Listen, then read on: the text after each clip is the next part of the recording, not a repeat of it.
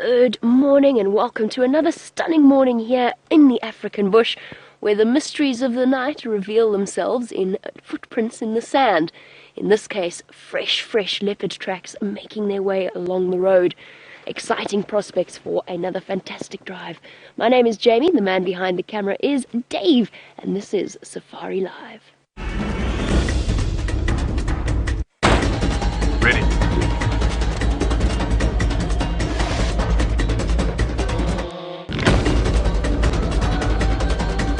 Standing by.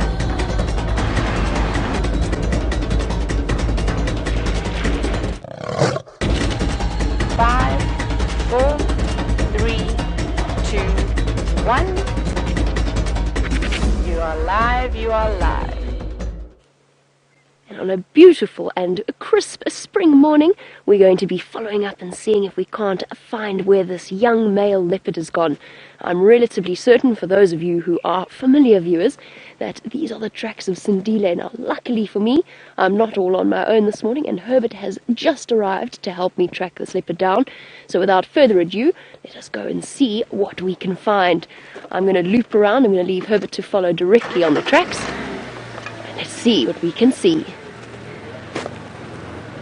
Herbert, of course, is our expert tracker and the man with the best smile on the Safari Live team. That's not up for debate. That is absolutely true. That is 100% the case. For new viewers, this is a live and interactive safari coming to you from the middle of the African bush, here in a place called Djuma, Arathusa and Cheetah Plains Game Reserves in the Sabi Sand in the Greater Kruger National Park area of South Africa, which is, of course, a place that is world famous for some of the most extraordinary wildlife spectacles on the planet. And not only are we live, but we're also interactive, which means that you can send through your questions on hashtag Safari Live on Twitter, or please do email through to questions@WildEarthTV and let us see what we can find. And it's not just us on the vehicle, there's also Steph out with Gendre. This is, of course, the first time I have, since I got back to work, that I've been working with a dazzling Dave. We'll all give him a warm welcome as well. And we're going to go and search and see if we can find this leopard. And then, of course, there's also the exciting prospect. For those of you who missed the sunset drive yesterday afternoon, it was my first drive back at work after a 2-week vacation. And I had a lovely welcome back. We had Sindile, the beautiful Sindile, always lovely to see and catch up and see how he's doing. And he's looking so incredibly healthy and good. And then, wonderful Herbert managed to track down the Nkuhumas on a fresh buffalo kill, with the cubs demonstrating that even at a couple of months old, our little lions are fierce predators, growling at mom to try and get access to the buffalo that they were feeding on, buffalo breakfast. Having a look here. I think young Sindile might have encountered the odd lion last night as well. Not necessarily, it's just tracks in the sand in the same places where he's walked. Just want to check something here. He might have decided that perhaps not worth his while sticking about.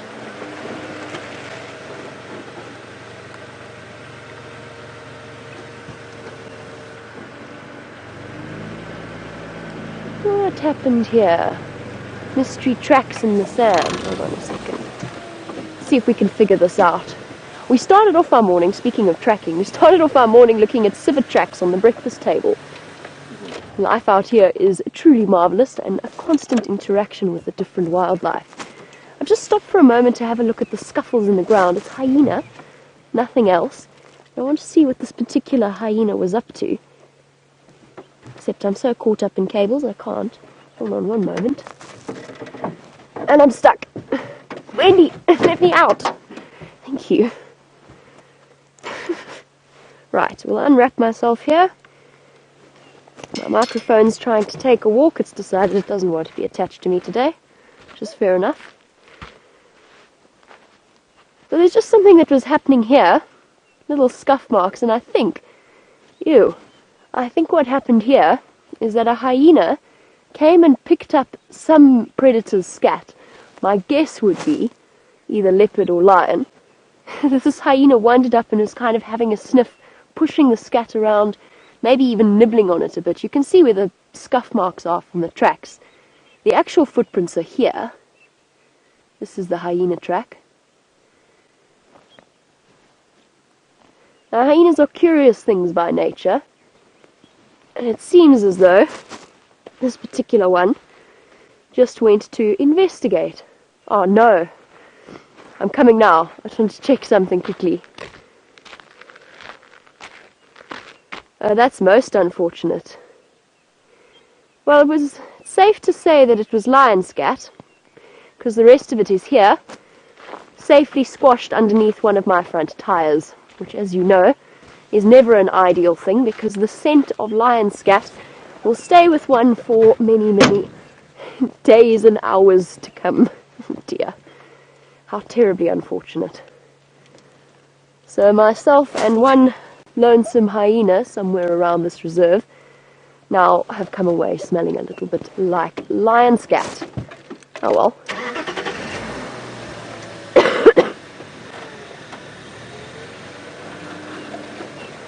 So what we're doing now, having just solved the mystery of the sniffing hyena, is to just try and help Herbert make sure that Sindile didn't cross north into Buffelshoek.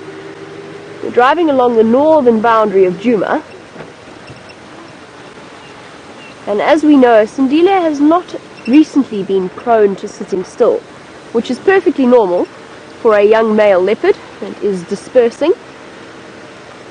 He's trying to find himself a nice, safe spot where he can move around and see whether or not he can find a place without another big male leopard to bully him. Now, while we continue on the search, I believe that Steph is back up and running. Let's go and find out how his morning's going.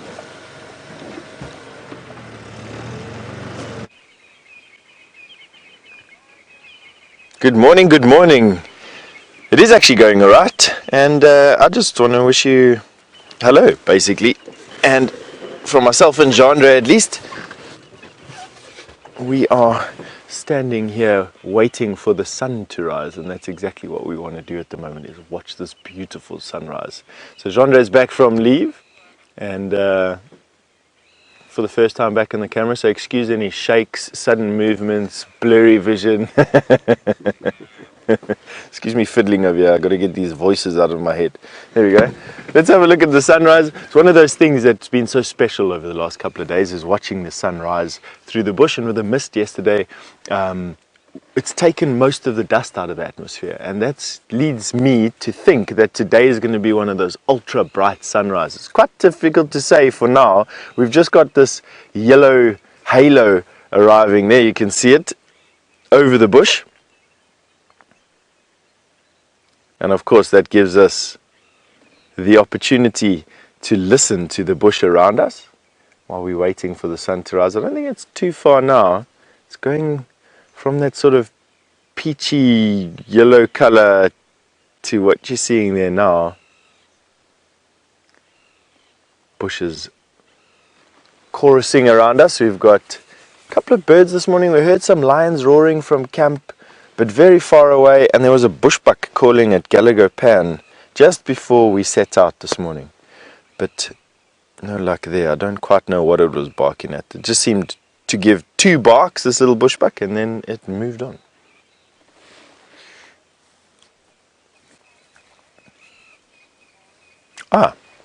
So Chris Rogue, you've just sent through an update to say that one of the Birminghams was at the pan a little bit earlier and roared.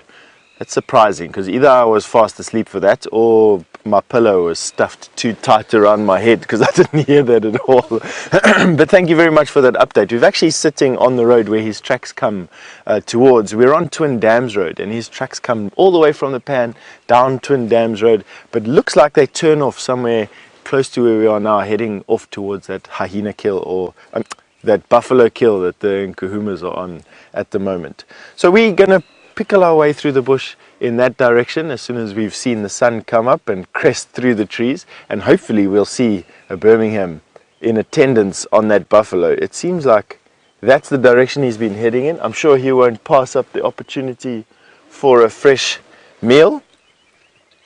and all those ladies' hard work yesterday afternoon to take down that buffalo without the male, he now comes in and has his fill.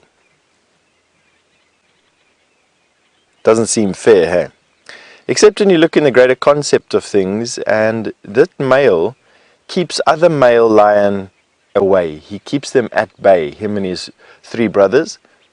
And that in turn adds a security, a type of security to the lion pride here, to the Nkuhumas. They get to be the moms that they need to be, hunt the way they need to hunt. And I mean, all those hungry mouths to feed, it's inexpensive from a metabolism point of view, it's expensive to produce milk. And so they really need to hunt for the big things, do what they did yesterday, kill that buffalo, get these big tummies, get the milk flowing, get these cubs as strong as they can, without the stress of also having to patrol around the territory and fight off rival prides and fight off rival males. That's a difficult thing for a lioness to do. And so the male adds a sense of stability and a sense of security that they otherwise wouldn't have, and that would be quite difficult for them to do as well, I think would be my point. Is the sun coming up? Let's see, it's this impossible yellow color at the moment, and it's almost going to burst over. And Jamie is a little bit higher than where we are. She can actually see the sun already, so off you go.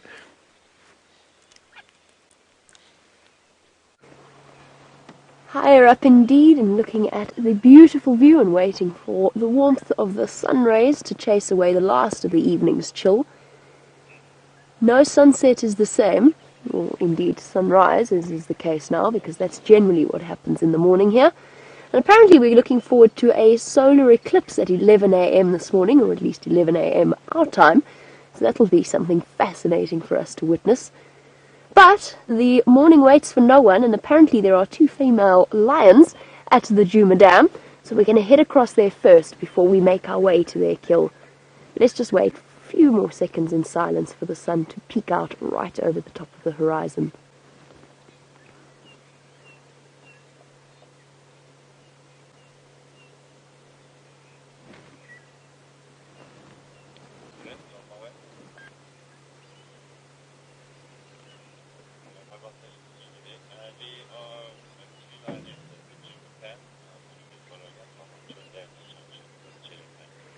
Beautiful. Okay, it sounds as though, because we've actually got quite a way to go to get to those lionesses, it sounds as though Steph is closer, so I'm going to leave him to do that and start making my way towards that buffalo kill, where I'm sure we will find a now familiar scene of gore and gorging as the lions continue to finish off the buffalo and the cubs fight for their spot. I think that's what we'll do. Perhaps we're going to have a lion-filled morning this morning. No idea what it is. It's a lot. Just a quick update on Sindile. Sindile is in Buffalo's Hook. Thank you. Apparently my voice was disappearing, but it's come back again. Sindile decided that perhaps Djuma, land of the lions, was not the place that he wants to be for now, so he's crossed north over our boundary and into a part of the area that we cannot go. Of course, we have restrictions as to where we can drive. The different lodges all have different places that they can go. The animals have no such restrictions, and they can go wherever they want, and I wonder if they don't find it a little bit ridiculous. Although I suppose it's basically the equivalent of an animal's territory.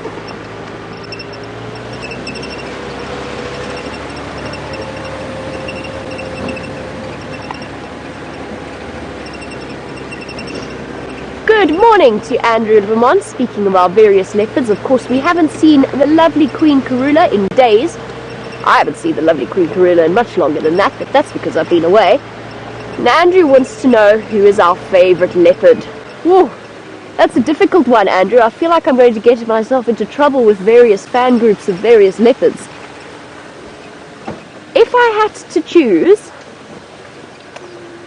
I've got a very soft spot for Thandi, Karula's daughter. Now, I love all of our leopards, and I enjoy spending time with them. I'm not quite sure what it is that I find so attractive about Thandi. I think it's her personality. She's a tiny little leopard. I mean, really tiny. When I've had her walking right up close to the vehicle, she sort of disappears. the lioness is going to drink. She kind of disappears right next to the tire. So she's really small, but she's also quite, what would be the word, spirited. Let's put it that way. We'll say she's spirited. She's definitely got plenty of spunk in her, which means that occasionally she growls and hisses, and I've seen her smack Tingana around. It's difficult to choose, but I think if I had to choose, she would be one of them, and I'm just dying to have a chance to see her new cubs, because of course I don't think any of us have seen them just yet. Some of the other lodges have, but we have not. So that's something on our to-do list of leopards to see. But it's really difficult to choose. I mean, that's like asking what's our favorite animal. Depends on the day, depends on the mood. I also have an exceptionally soft spot for young Sindile, just because of all that he's been through and the story that has evolved around him. Is the most incredible thing, and he was such a picture of innocence when he's still a picture of innocence, but he was such a picture of innocence when he was little, and he provided us with hours and hours of young male leopard cub entertainment before being whisked away to the wildlife rehabilitation center that he was in. And to have survived as he has after 8 months of captivity and confinement is a truly extraordinary feat. And I know that each and every single viewer has their own favorite leopard. Lots and lots of you would, of course, say the lovely Queen Karula. And as one of the oldest that we see, I can completely understand that, because her progress has been tracked throughout her life. She's an extraordinarily successful mom. She's raised many litters of healthy, happy, bouncing cubs to adulthood. So it's difficult to say. Dave, do you have a favorite leopard? Nkanyeni.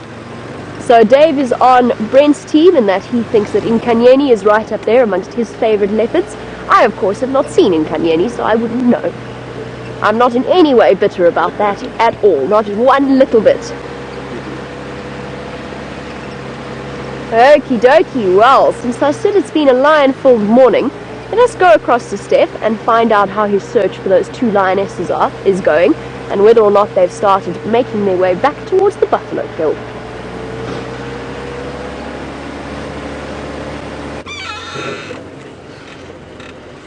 Yes, we've got a long distance view of 2 lionesses across the pan at Djuma Pan, so we're going to see if we can go across there. There they are, lying on the bank. Very, very full bellies. But, and this is a big but, is I don't actually know why they're not in attendance on that carcass. I mean, it would seem from just a casual observation that they've just come for a drink of water, and that the male that was here a little bit earlier, that Chris Rogue saw roaring at the pan, has now gone and displaced them off of this buffalo carcass. But what worries me is the lack of cubs in this story. Why are moms not lying next to a fresh buffalo kill when they haven't eaten for a week? And where are the babies? What's happening to them? This is the unanswered questions that we have this morning. So there is a comment that has just come through that says that it's potentially these are the 2 lionesses that were seen mating in Buffelshoek. Yeah, that's a very feasible comment, absolutely. Lionesses are quite difficult to identify from far away like that. But what we have got is we've got Jamie, who's en route to that buffalo kill. She knows exactly where it is, so it's going to be a bit easier for her to find. And I'm sure in the next couple of minutes we'll have these questions answered.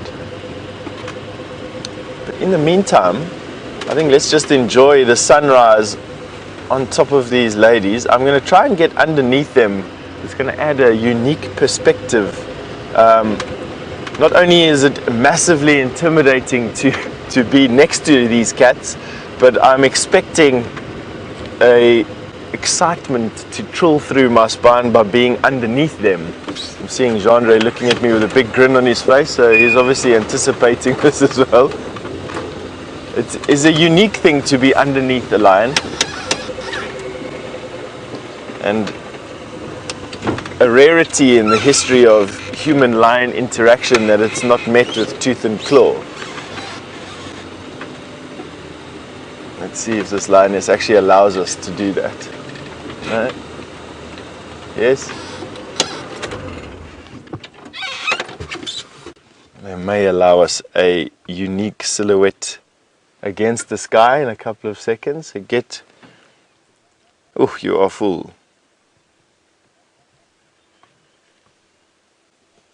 That is beautiful.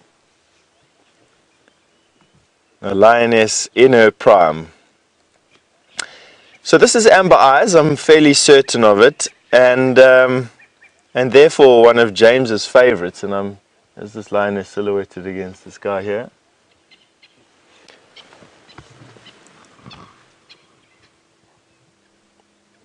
Not as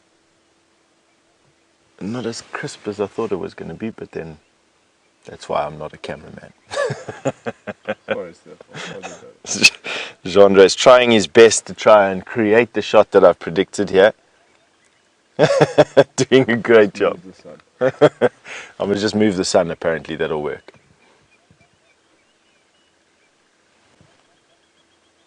It looks like these lionesses have potentially had a drink already. Yeah? Why are they so full? I don't know.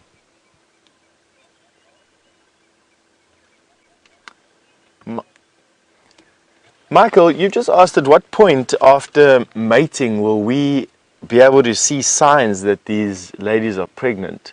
Michael, to be honest with you, they don't actually show anything until a couple of days before they're born, and then only a sort of light swelling of their mammary glands. They do get heavier in the belly, and it's a different heavy, it's a different weight to food heavy. But to be honest with you, it's an educated guess at best whether they take or not. So yes, unfortunately we don't really know. But since they've been mating for the last 5 days, what you could do is set your calendar for 110 days from today.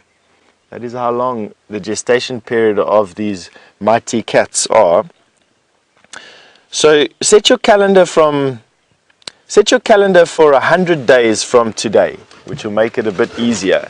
100 days from today, and we should have some new lion cubs in this particular pride, and hopefully be able to predict the birth. And let's hope that they're still part of our story at that particular stage. In other words, they are looking for a den on Djuma.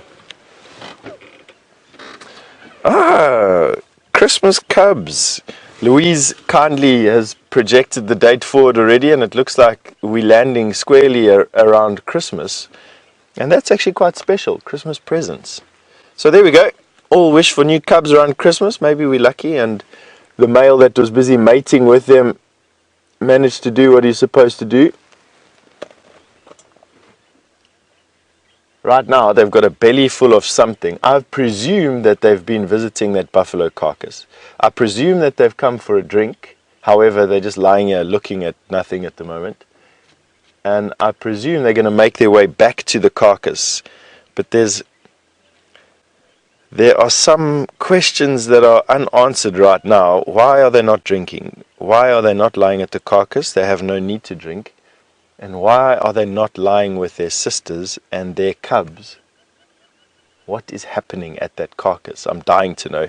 I do know that Jamie is off-road and approaching that carcass.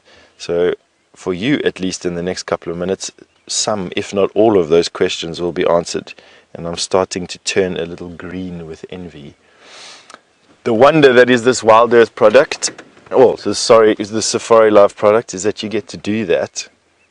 And for those of you just joining us for the first time recently, we've also managed to not only jump between vehicles in different parts of this reserve, we've also managed to jump between vehicles in different countries. We did a live show from the Mara Triangle, which is in Kenya, watching the wildebeest and the zebra and all sorts, the menagerie that is the Mara Triangle at the moment, crossing and recrossing the river, getting eaten by crocodiles. Just absolutely fantastic. And the reason I'm telling you now is because with Genre's return on the back of the camera, also returned, or James also returned, who'll be in front of the camera, I think, this afternoon to tell you some more about his adventures out there. In the meantime, let me just see if I can pull the car forward a little bit. I did tell you that I was going to put you underneath the lion, and I still want to do that.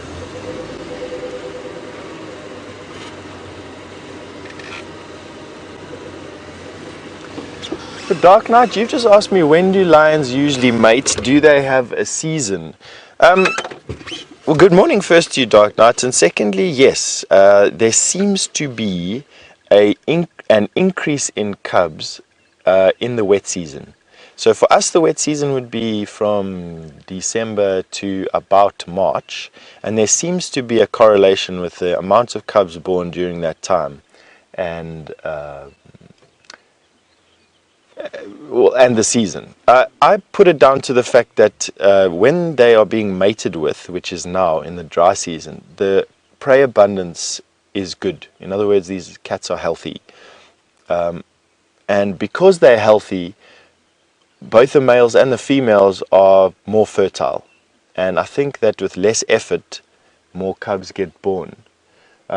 However, they're not like antelope, which will have a definite birthing season, or a rut and a birthing or calving season. They can have cubs at any time. So I hope that answered your question there, Dark Knight. I don't see that it's seasonal. Personally, I think it's to do with the overall health and well-being of these cats. It just makes falling pregnant easier and with less effort. And so more lions fall pregnant, and so more cubs are born. And solely because the dry season is terrible for animals and good for predators. And Jen B's just sent through a comment to say that Amber Eyes has been mating for months with no result. Jen B, okay, valid comment. It absolutely is. I actually hadn't even thought about that. I think I'll still stick with my original comment about the fact that this time of the year is a healthier time for these lions, and if she was going to fall pregnant, now would be the best time, and that she's got lots of food, healthy, giving us the stare as she goes past us at eye level. Just sit still. Okay. Alright, and because she was looking into the vehicle, she had seen Genre full on there. Lions normally look up at us, and that cuts off half of our bodies. At that particular point, she was looking down into the car, and as I thought, it's actually quite nerve-wracking, to be quite honest. Hence me asking Genre just to sit still. He was swinging the camera around to show you how close these lions are to us, and she didn't like that. Let's see which direction she's going to go. She's going to go off the dam wall there, back to the carcass. All right. Now let us get out of this drainage line quickly.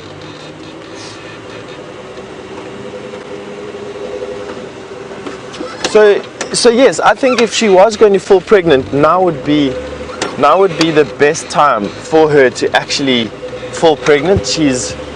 Maybe she was a little bit compromised. Birmingham boys, even though they came into this area 6 months ago, and it took them 6 months to solidify their dominance over this particular pride, it's been a rough year for these ladies. You know, they lost sisters, they've lost cubs, they've been bashed around pretty much non-stop.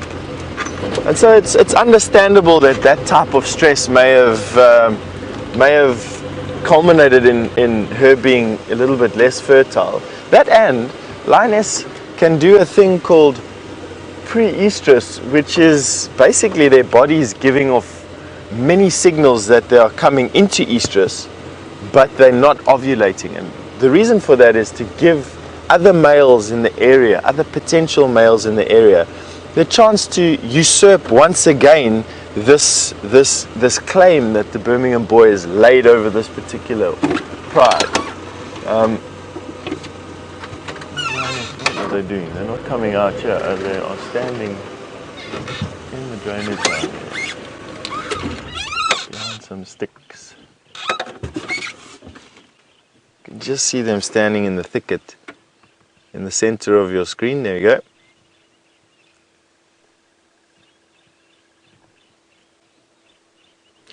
So she may have been exhibiting some of these like pre-estrus, being a slightly older lioness. Maybe she wasn't completely convinced that these Birmingham boys actually had what it took to be the sires of the next generation of Nkuhuma cubs.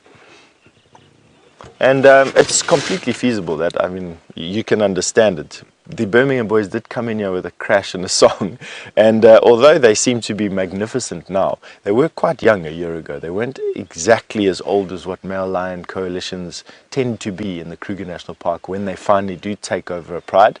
I think it's because there's sort of this male lion vacuum in the Sabi Sands that's been happening now for about 10 years. There just doesn't seem to be enough male lions in the Sabi Sands, not for what I know as normal. I mean, I say normal, this is like what I knew 15 years ago. There were many more male lions 15 years ago. Until a coalition came in. What do they called? What do those guys that came in and killed all these lions called? They came in from somewhere. The Mopojos there. The Mopojos came in and killed a lot of male lions, a lot of lions. They went on a bit of a rampage. And the Sabi Sands' male lion population hasn't really stabilized since then. And has left this vacuum. And I think that's allowed the Birmingham boys to gain a foothold here, potentially a little bit prematurely, and that is now, we're seeing that as a result with this Nkuhuma Lioness. It's her job to be the custodian of the gene pool of the Nkuhumas. She makes a mistake, weak genes, and her pride will pretty much slip into oblivion, and she won't allow that to happen. Not at all. So she may have been putting off ovulating for the last couple of months just to make sure.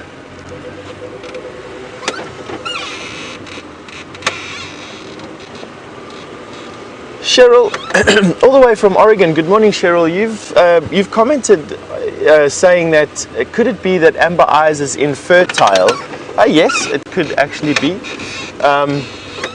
There's always a chance that a lioness becomes barren for whatever reason. Time will tell. Let's give her this good season. Let's give her this healthy season. You know, this drought and all the stress that it puts the herbivores under and the boost that it gives these predators. Let's give her this. Let's give her and the Birmingham boys the chance to build a relationship and for them to prove that they have what it takes to father the next generation of cubs.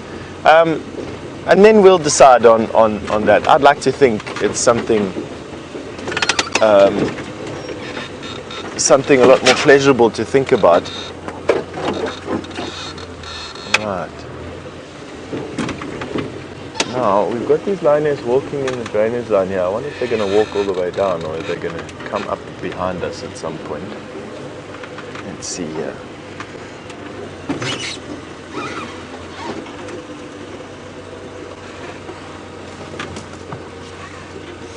Soraya, you've just asked me what a drainage line is. Soraya, a drainage line is pretty much a riverbed, a dry riverbed that drains an area of water that then runs to a bigger drainage line, which then eventually joins a river, dry or not, will eventually join a permanent river.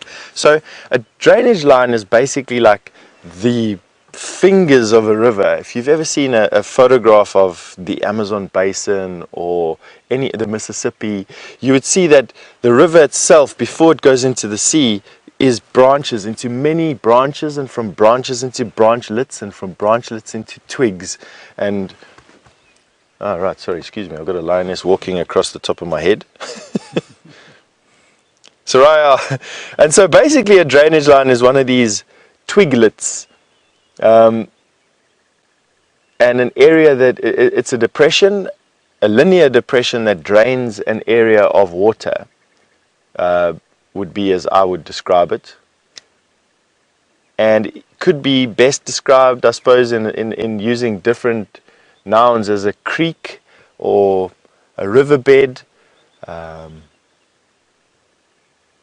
that's basically that, as far as I know. I hope that answered your question.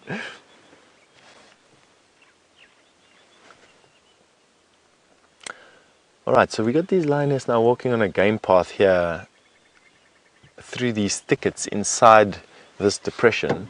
They look to be going back towards that buffalo. I think where are we going to get in there?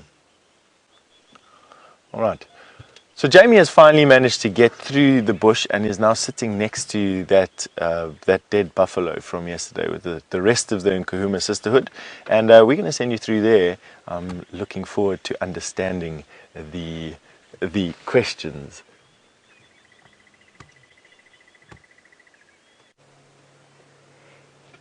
And here we are with the rest of the Nkuhuma Pride. Hopefully the other two are on their way to join us shortly. But what a wonderful way to start off our morning. Now it is a very, very tricky position, this particular buffalo kill.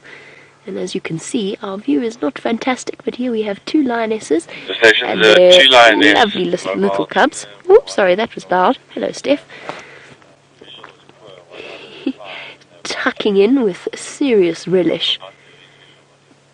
Oh, they look very scruffy, these little cubs, and I think that's actually just because they're covered in buffalo debris, is possibly the only way to describe it.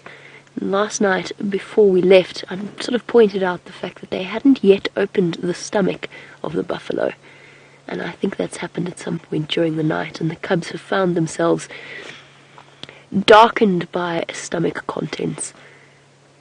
So it's not that they have picked up the skin disease that the Styx cubs have, it's just that they've been rolling around in some yucky stuff. But here we go, at least 3 bouncing bundles of beautiful lion cub. No, at least 4. I think I see 4 heads. You have to look really, really carefully in between the branches to spot them. And as I said this morning, vicious little growls emanating from them as they force their way into the buffalo kill are truly a marvel to behold. They certainly don't lack courage, these little creatures, growling at their moms with the full ferocity of a full-grown lion.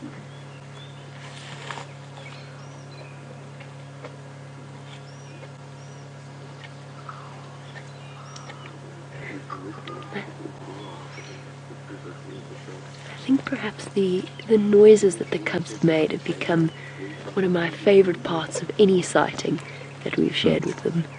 They're just so vocal. With this constant little growling, yowling. There you go, can you hear that?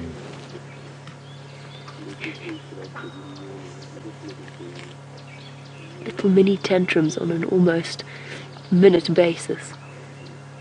Talking. And even occasionally practicing their big boy or girl roars. Look at you little ones. And of course yesterday afternoon was the first time I'd seen them in 2 weeks, and one of our viewers, Liz, and actually probably several of our viewers, commented on the fact that I would be astounded as to how much they've grown.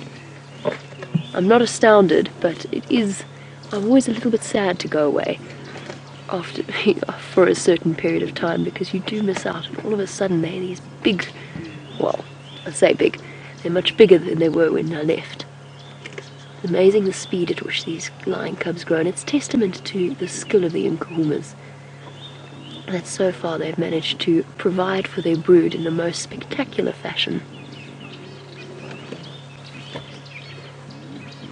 I like Steph's description as a sisterhood.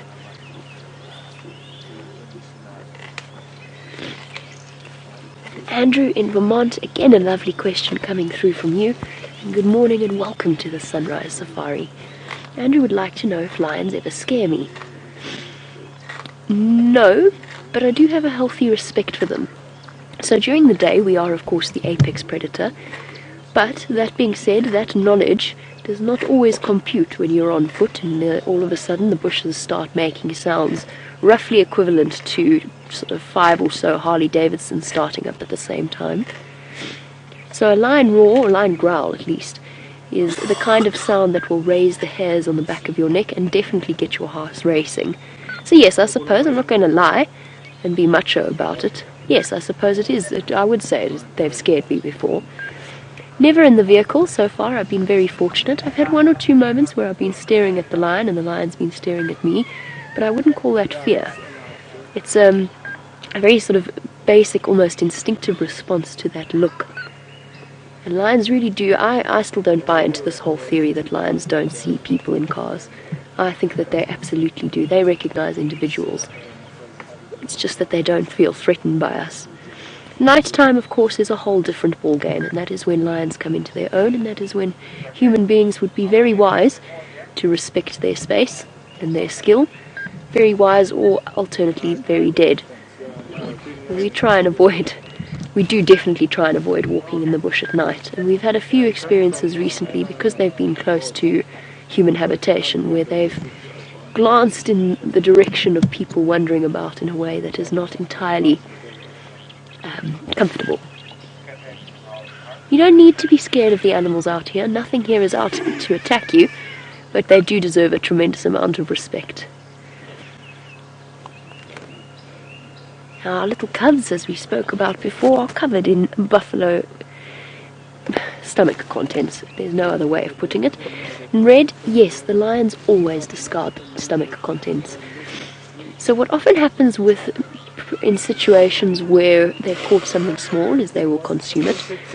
Or if it's a sort of a lone lioness, she might actually remove the stomach contents and bury it, and then move the carcass further away. And the reason behind that is that the stomach contents are the things that start to smell the strongest, the fastest, which of course is guaranteed to attract scavengers, which is why leopards will always disembowel their prey and then move it away from where they made the actual kill. So there's no real nutritional value. Sometimes they lick the walls of the intestines or the stomach, but that's more for the meat surrounding it. They do not have the digestive process capable of dealing with huge amounts of grass. So they never eat the intestines in the stomach. Hyenas will. They'll munch away on it for a bit, and the vultures will come and peck away, so that by the end of this buffalo carcass in the next 4 or 5 days, everything except some of the bones will be completely consumed. But they do like to roll in it on the odd occasion, which means that lions at a kill are not pristine looking, let's put it that way. This little cub that you can just see on the bottom of your screen. Ooh. Can you hear that bird? Lovely bird call. I haven't heard that in a while. There's a boo-boo that was calling there. But yes, that little cub looks like it's been rolling in green sludge, which is quite revolting. But they're having a ball.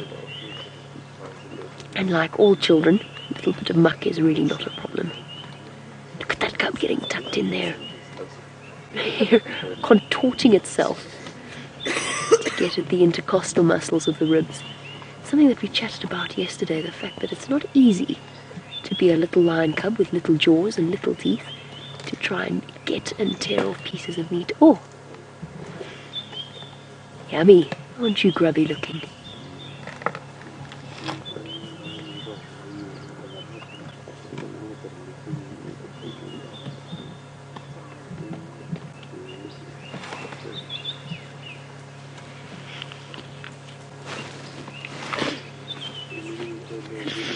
Now, I said in the next 4 or so days this entire buffalo carcass will be gone, but that does not mean that the lions won't be finished it before then.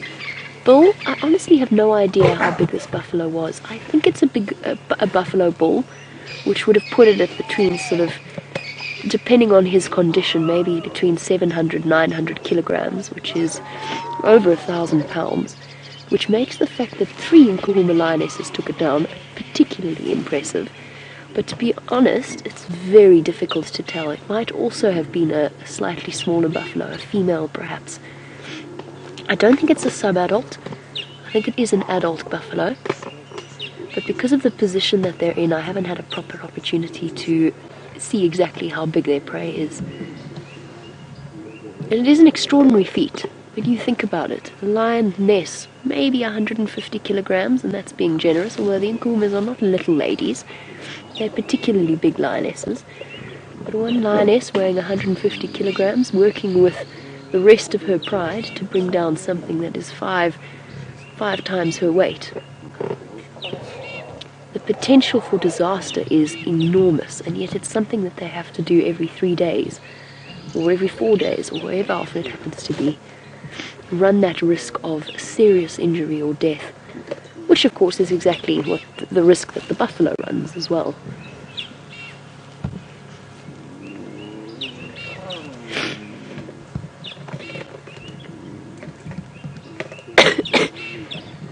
And as with any lion sighting while they're sitting feasting off a meal, accompanied by the cacophony of low growls and gentle snarls.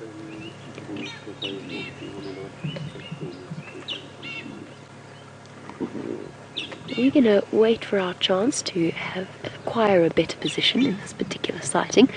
So while we do that, let's go across to Steph, who is also playing the patience game.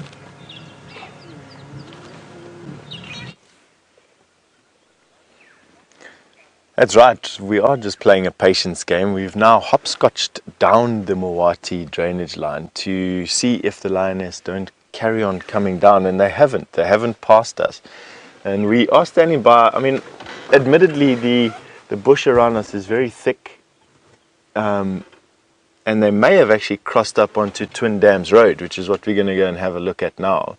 Sitting here puzzling out what we've seen and experienced this morning, I do know that these 2 lionesses and the male that came down to the pan killed a baby buffalo yesterday in the morning, and that would account for their belly. So I'm saying that these 2 lionesses have not gone to that buffalo. It didn't come from the buffalo that Jamie is with, that you've just seen, to the pan for a drink. I think they've just made their way into Djuma from Buffelshoek, and they full from the young buffalo calf that they swallowed yesterday. And they're still looking for their sisters. But why are they not walking towards the buffalo? Surely they can hear the feeding, or they can hear the cubs. I mean, you'd think that they do. These lions sometimes do the supernatural. But we don't really know. And another thing is they may have just gone to bed in here, to be quite honest. They may have just relaxed in the shade, having a full belly like that. There's lots of deep shade on the side of the Mawati here. They may have just relaxed a little bit and will join their sisters a bit later. All these questions, these lions, you know, it adds a delicious spice to the morning, not really knowing what's going on here, just putting the pieces together. We've walked through here a lot, Jeandre and I, and there's lots of deep shade inside here that'll actually be very nice for these lionesses to lie in. But we've got the cubs having a meal on that carcass at the moment, so without further ado, off you go.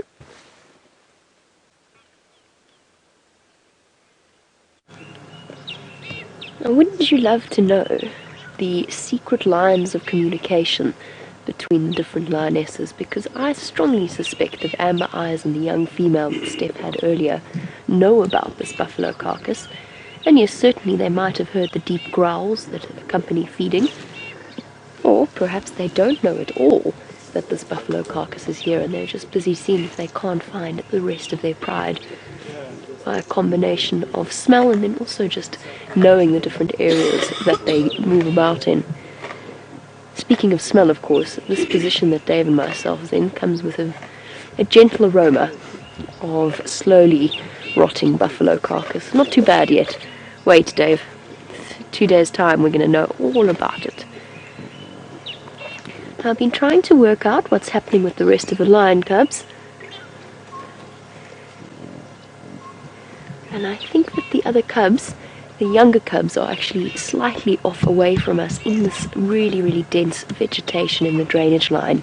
In fact, I don't think I know they are. I can sort of, or I could sort of see them in between the trees. Little flashes of tawny gambling about. So I think the youngest set, at least the youngest set of cubs, is down there. And Liz, strangely enough, you and I, not strangely enough, but you and I happen to be in agreement. Liz has said that she's glad that one of the Birmingham boys didn't decide to come and muscle in on this particular feast. And of course, male lions are incredibly useful creatures for the lionesses. They are a fantastic hyena deterrent, and as the father of these cubs, play a very, very important role in protecting them. But they're not very good at sharing. And a male lion, being a good 200 pounds heavier than the females, can consume far more, and generally hogs the carcass until he has eaten his fill, not allowing the lionesses even so much as a little nibble. Although they've been seen sharing with the cubs, which makes sense because they're their offspring. But Bliss, I'm sort of with you on that. I'm glad that the Nkuhuma ladies have had a chance to keep this meal to themselves and the cubs.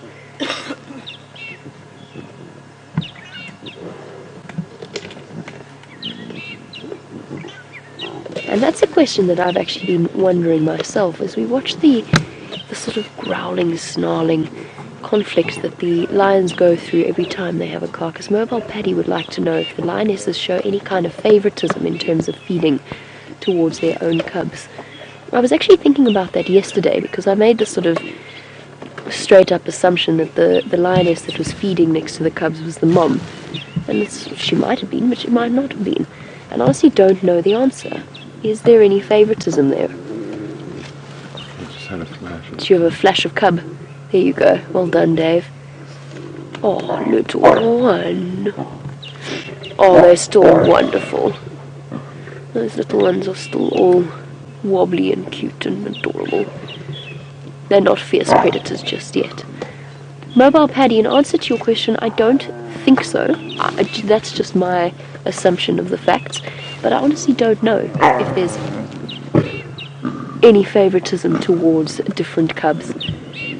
It makes sense biologically, sort of, but then at the same time, the fact that lionesses will suckle in an indiscriminate way, both their cubs and other cubs, suggests to me that feeding time would be much the same.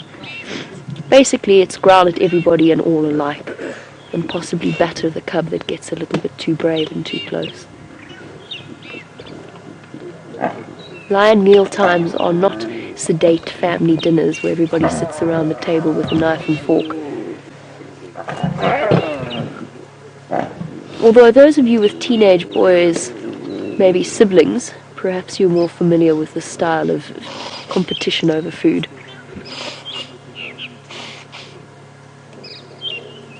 My stomach's rumbling as I said that.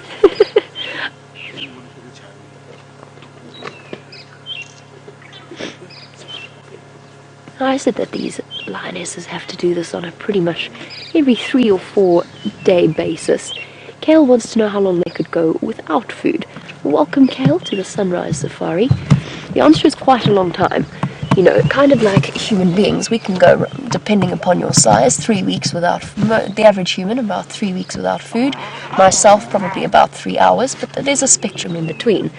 Whereas with lions, it'll be exactly the same. So they can often go up to 2 weeks, 3 weeks, but then you're starting to see them looking incredibly weak. And the difficulty is, of course, is that once they get to that point, then they don't have the strength to go and hunt for themselves. Although, I have seen lionesses do the most extraordinary things. I've seen a lioness with a broken leg hunt and kill an impala. The speed that she moved on 3 limbs was absolutely phenomenal. So you're probably looking at about 2 or 3 weeks, but then the lion is going to be in terrible condition. At around 7 days, they start to look scrawny, hungry. 8 days, then they really seriously.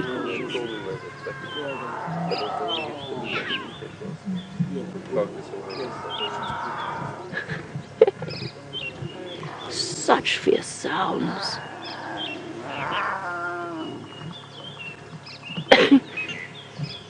Well, if Amber Eyes and the young female didn't know they were here, they must surely have been able to hear that.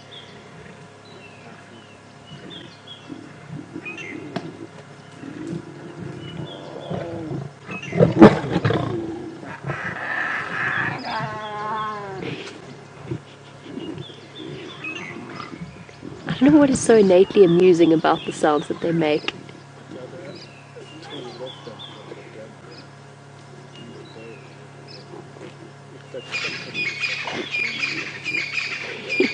Very good point from Shamsun, which is that if the lionesses really wanted to, they would indeed contact call to find their sisters, and that perhaps Amber Eyes and the young female had perhaps just wanted some adult time and some time away from the cubs. And one could hardly blame them, really, because youngsters of all description can be quite exhausting. So I imagine Amber Eyes and the young female perhaps did want a little bit of time free from their tails being bitten and their ears being chewed and not being able to sleep.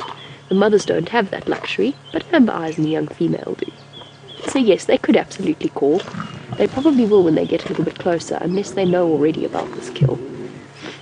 I certainly think that they are on their way to try and find them.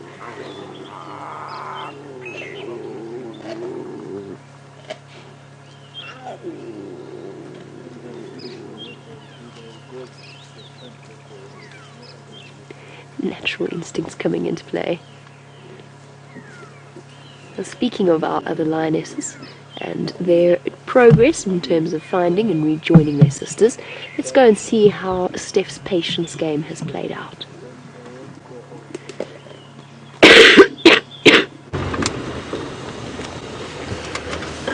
Thank you, Jamie.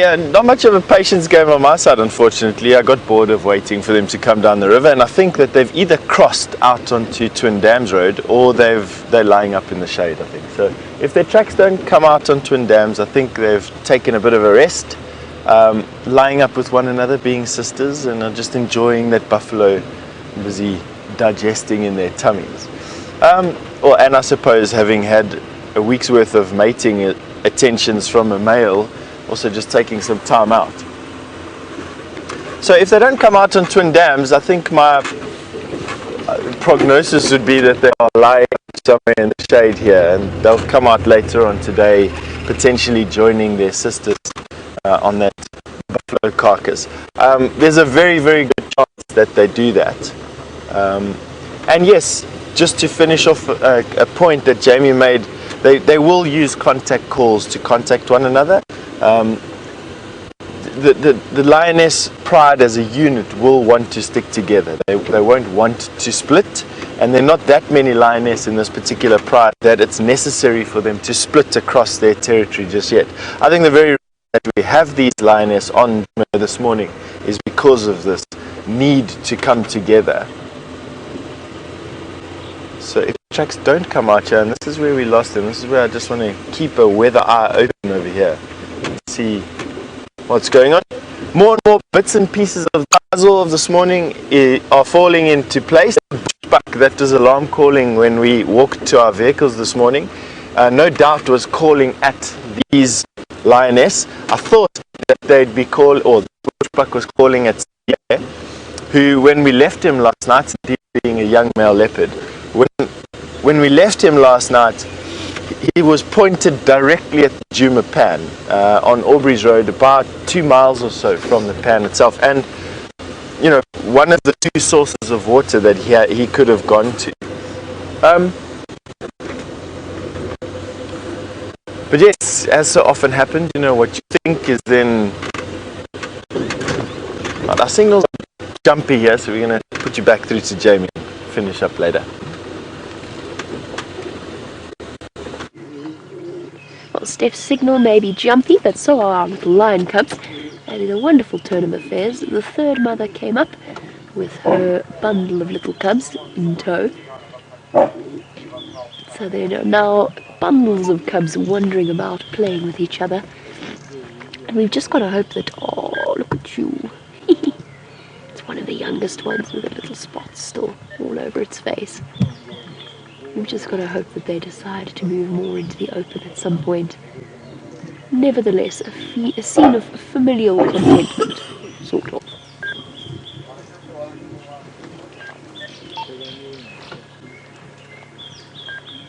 Here we go, the third lioness tucking in, keeping up her strength. She's probably, as the mother, I think it's the mother of the youngest cubs. And as a result, she might actually be the last female that is lactating.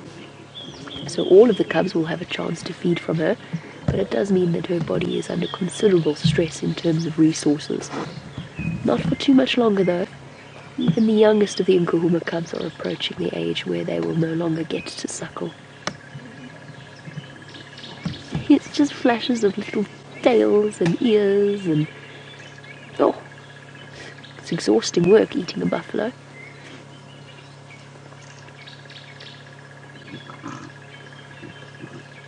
One of our viewers yesterday pointed out the flat ears that the cubs have whenever they go and feed and compete with the females for food.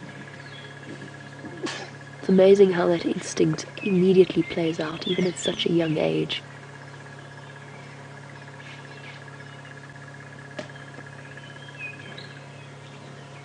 Oh, in the head goes into the carcass itself. So everything, I was actually quite surprised yesterday by the fact that the lionesses hadn't removed the stomach contents straight away.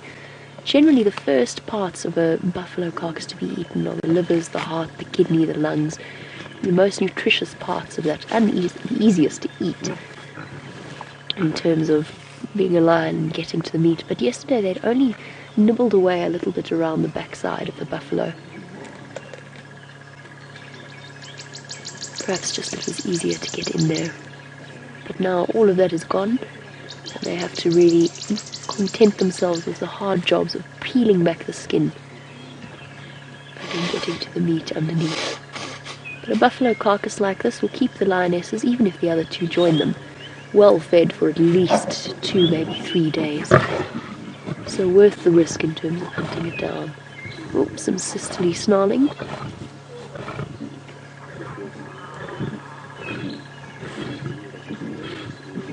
But as we said yesterday, it's a lot of sound and fury and bluster. Not too much actual physical injury or aggression. I think the cubs have decided that perhaps feeding next to one adult female is one thing, but 3 is a little bit more difficult, and that perhaps now is a far better time just for playtime in the cool of the morning. Come on, little ones, come do that here, please.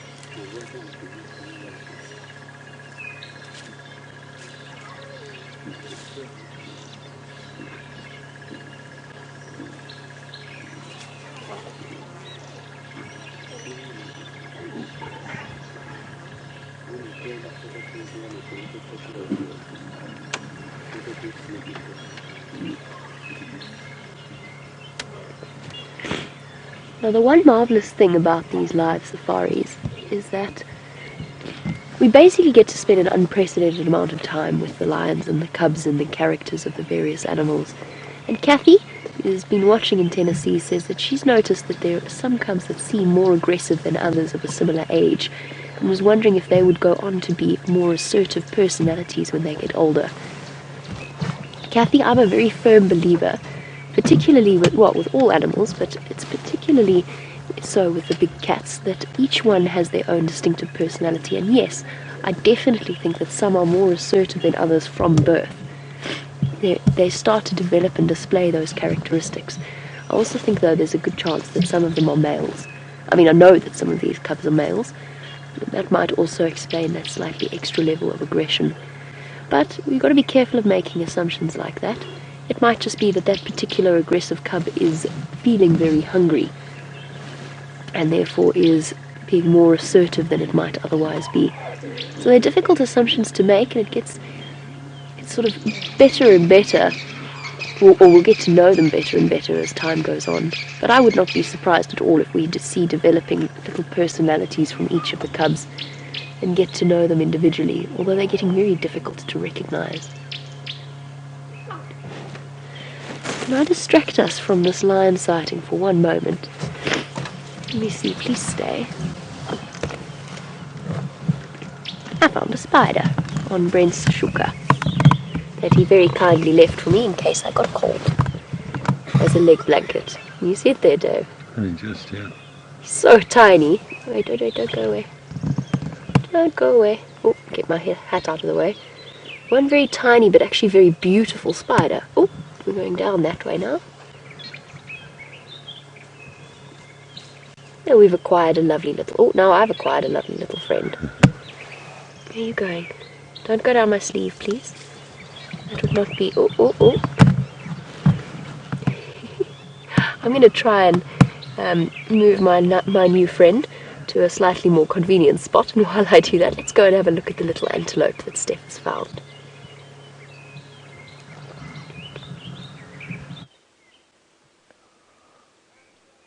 There's quite a nice story that's unfolding here for you. That's obviously a grey Duiker with a black tail stripe and diminutive size. But the story that is here is that there's the tree growing out of the Djuma mound, fruiting. It's a jackalberry tree, giant jackalberry tree, and in the branches of the jackalberry tree is a troop of vervet monkey. And what they're doing is they're feeding, and vervet monkey feed incredibly messily.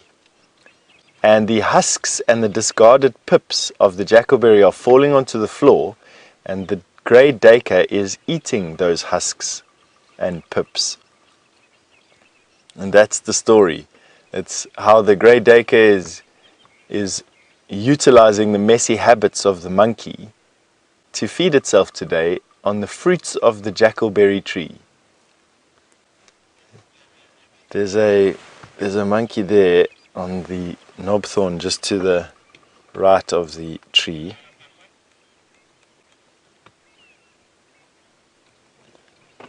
Is down a little bit further. Oh no, not further down.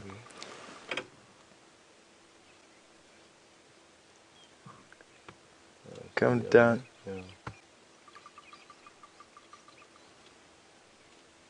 Difficult to see exactly which monkey they are. There is monkeys in there, I promise. They are moving around in there, and they are kicking jackalberries off that the Duiker is eating.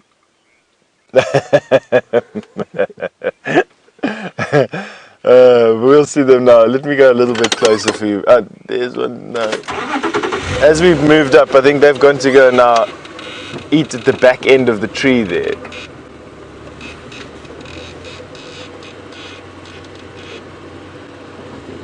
Let's see here. There's one's face over there. There's a couple of them.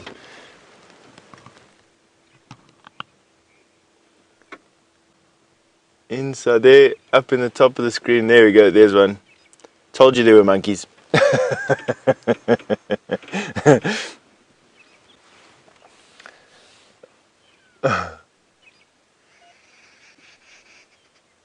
It's just such a great jackalberry tree. I've forgotten about my quest looking at this jackalberry tree.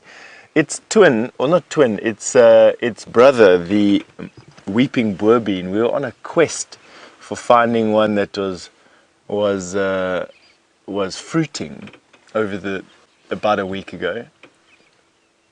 And looking at this fruiting, or flowering, excuse me, and looking at this fruiting jackalberry has made me want to revive that quest. And first we're looking at these vervet monkeys. They hang around here in small troops and are a great help to us in relocating and finding leopard on the property. Very vigilant, as you can see. Have a look, there's the jackalberry fruits, and let's see what he does. Let's see if you can see him eating. He may discard the husk, and you'll see how he'll just drop it, and that is what the diminutive, there we go, you can see him drop it with hardly even having tasted it, and that is exactly what the grey Duiker is busy eating.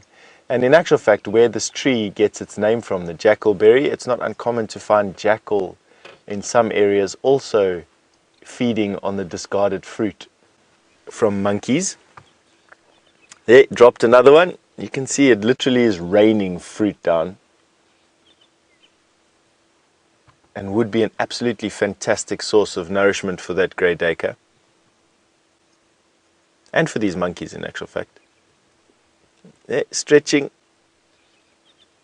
Look at him standing on his back legs on that branch.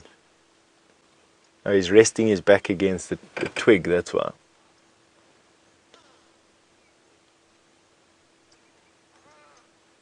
Just busy peeling the husk out.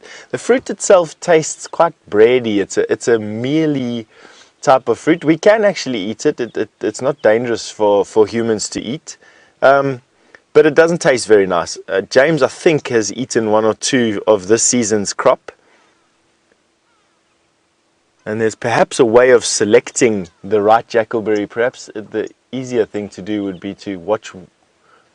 to take a discarded husk from one that a monkey has thrown away and tasted compared to another jackalberry picked off of a branch, and perhaps they'll taste different, but for me, I've always just tasted mealy dryness.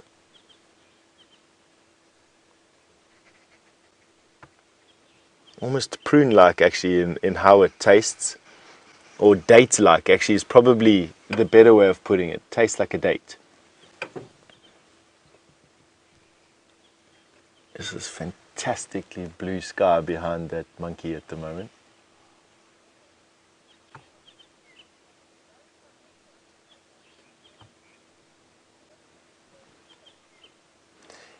Anna Marie, you've just commented by saying that, okay, we're sending you over to Jamie. There's some lions coming in that kill.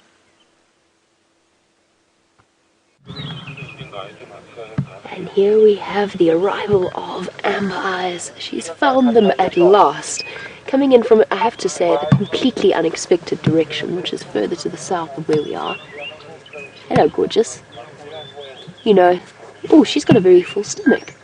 They must have had a kill at some point in the last few days, because she is not a hungry-looking lioness.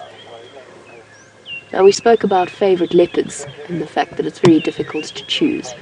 And the same applies for lions, of course, but if I had to choose, she would be my favourite.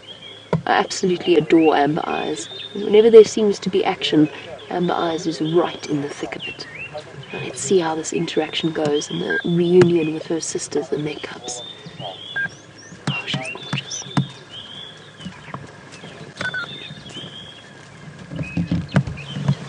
Moving right next to the vehicle. So I'm just going to keep my voice down.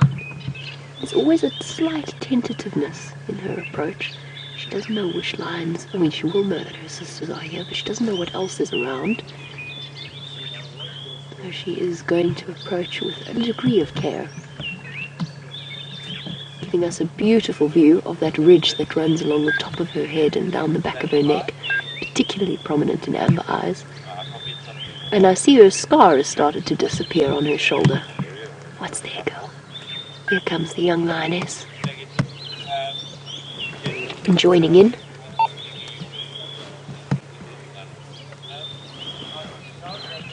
Come on, guys. Go say hello. Go say hello.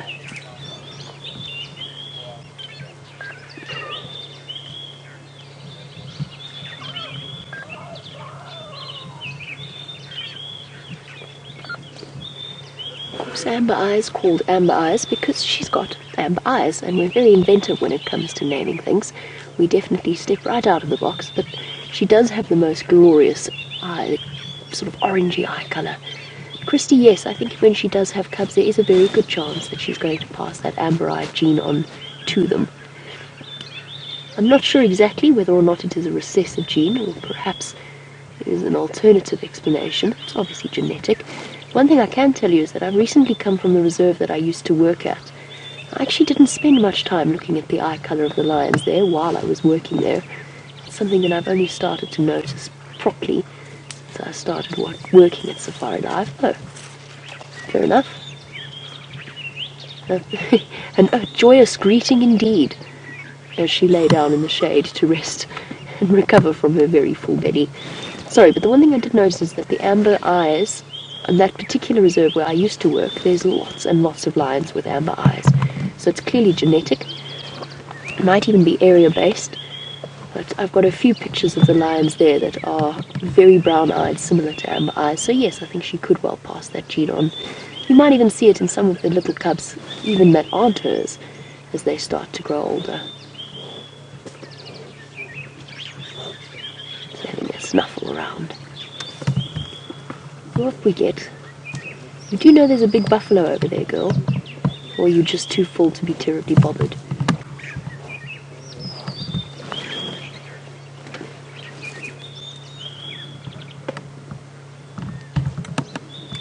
The young lioness has made her way slightly closer.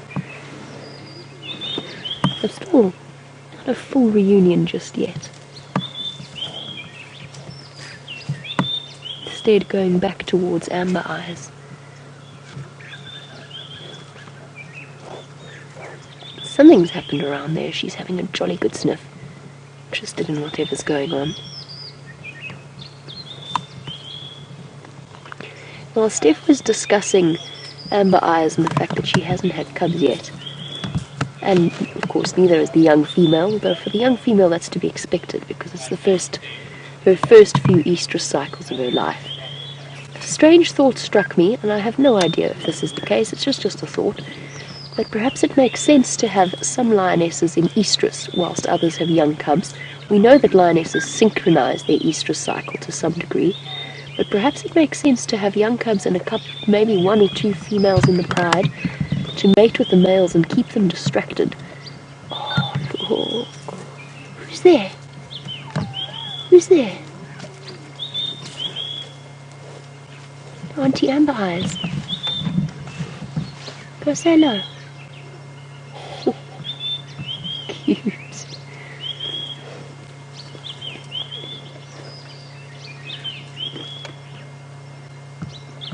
Even Nami's absolutely right. Even if Amber Eyes doesn't have cubs, she certainly makes a fantastic aunt. Look at that tentative approach. Oh, that's gorgeous. Oh, you're so brave.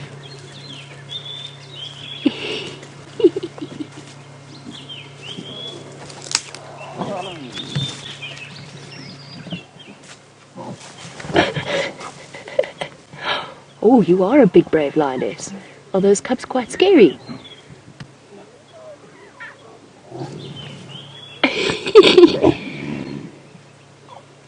That was awesome. All part of playtime. I think it might have been that she's teaching the cubs that they're big, bad and scary predators, building up their confidence, or she might be scared of Mom, which, you know, is a fair enough response. Ah, there we go. That's the greeting we were waiting for.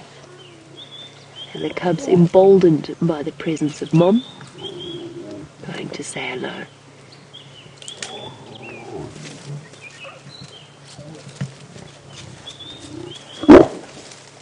Oh, Amber. Impatient aunt.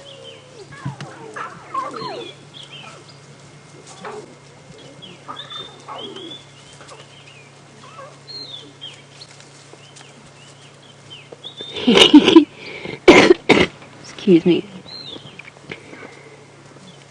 Collection of little cubs. Will you play with me? No? Okay. Fine. Be like that. Will you play with me?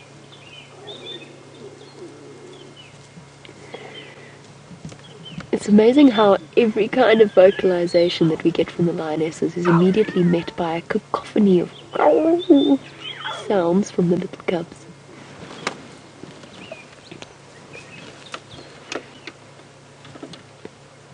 And that was such a lovely scene.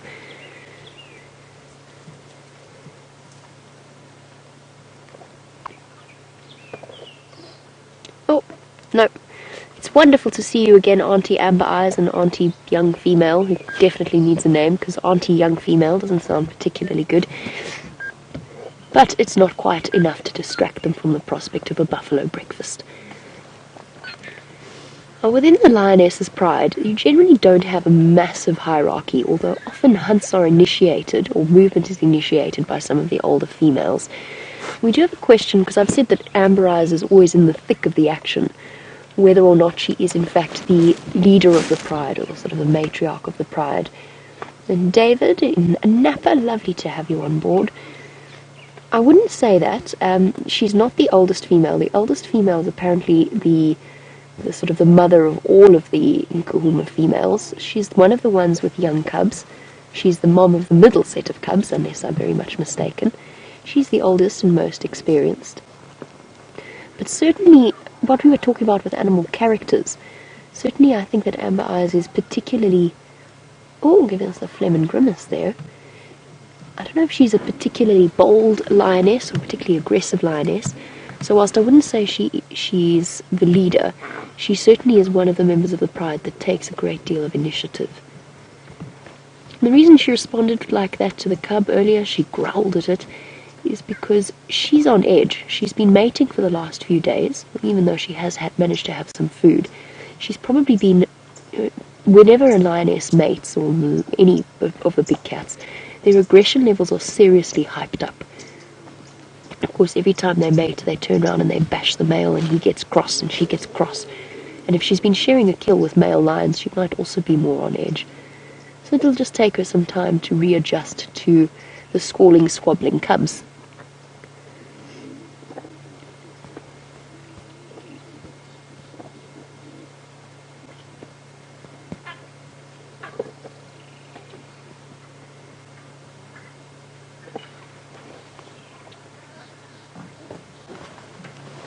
And a very, very good question from Sandy in Missouri, and it's something that we've been watching play out over the last few weeks, starting, of course, with that extraordinary explosion of sound and fury that we had just before I went on leave when Hayden was still here.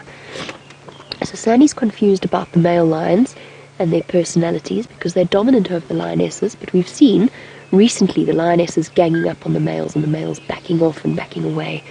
She wants to know a little bit more in detail, and it's quite a complex answer.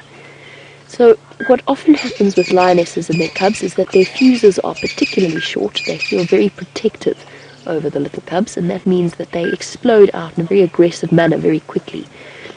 The lions are dominant over the lionesses, but only when it really, really counts.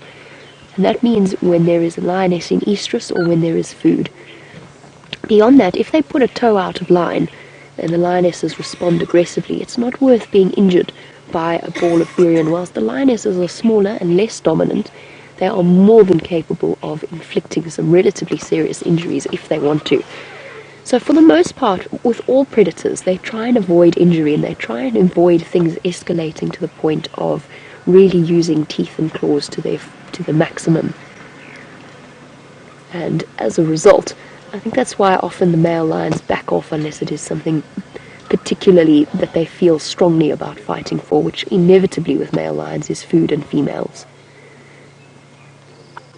The females are just on a short fuse, and you don't mess with a lioness and a cubs, or any female animal and their offspring. Okay guys, I just need to hop onto the Game Drive channel.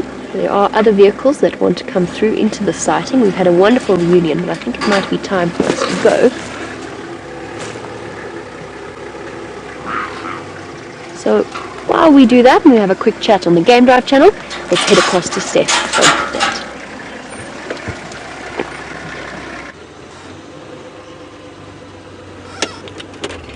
We have a mystery here at the moment. We've got the big male lion came walking down here this morning after leaving Voyatelapan, but we've got squirrels just here in that marula tree, busy alarm calling like nothing I've heard in a while, and I'm wondering if there isn't a leopard or something else here.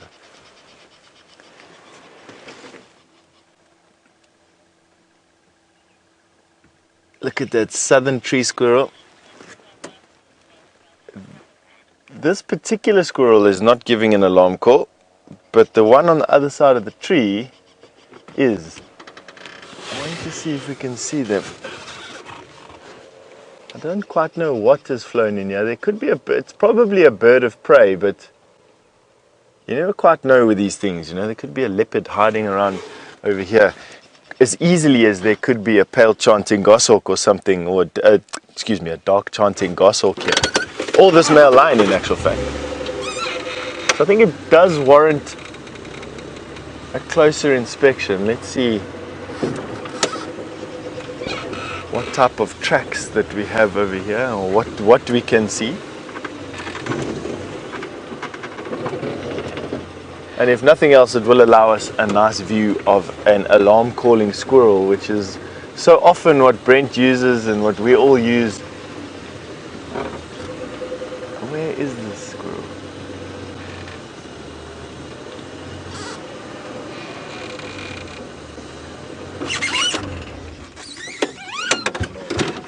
The one that's calling is up on that dead branch there, facing away from us. So we've got a squirrel on the floor. We've got a squirrel alarm calling. I wonder if there isn't a snake here.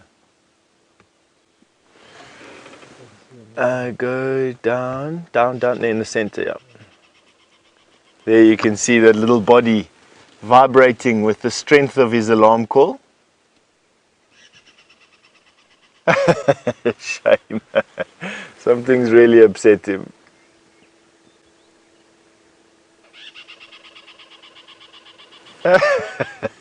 Shame, man.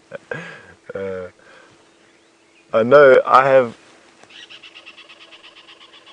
Alright, there's some lion cubs that are busy playing around that carcass. You don't want to miss that. In a wonderful turn of events, the lion cubs have decided to come out into the open and give us a display of their fighting skills. And such skills that they are. Oh. Bye then. Trotting off back to Mom and back to the buffalo kill.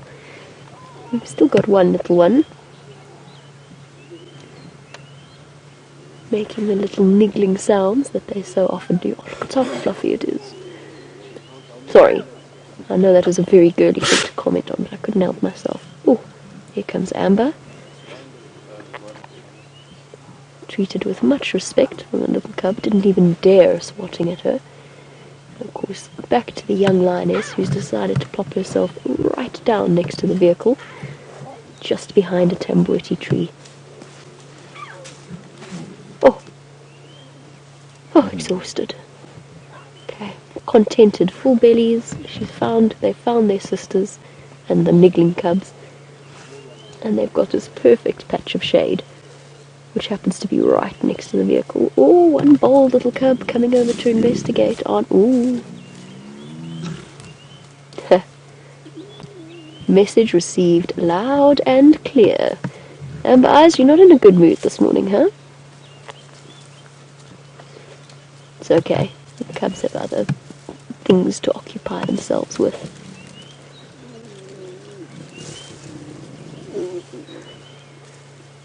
One, two, three, four, five.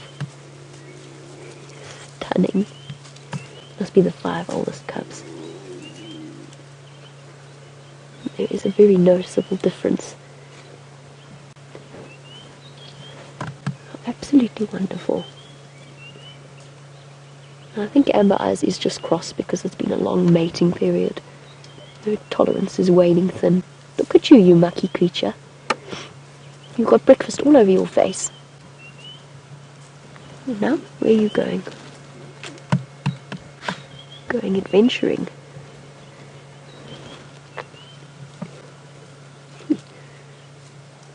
Two slightly younger ones occupying their time, having a very lazy horizontal fight. Such a noticeable size difference. Ooh.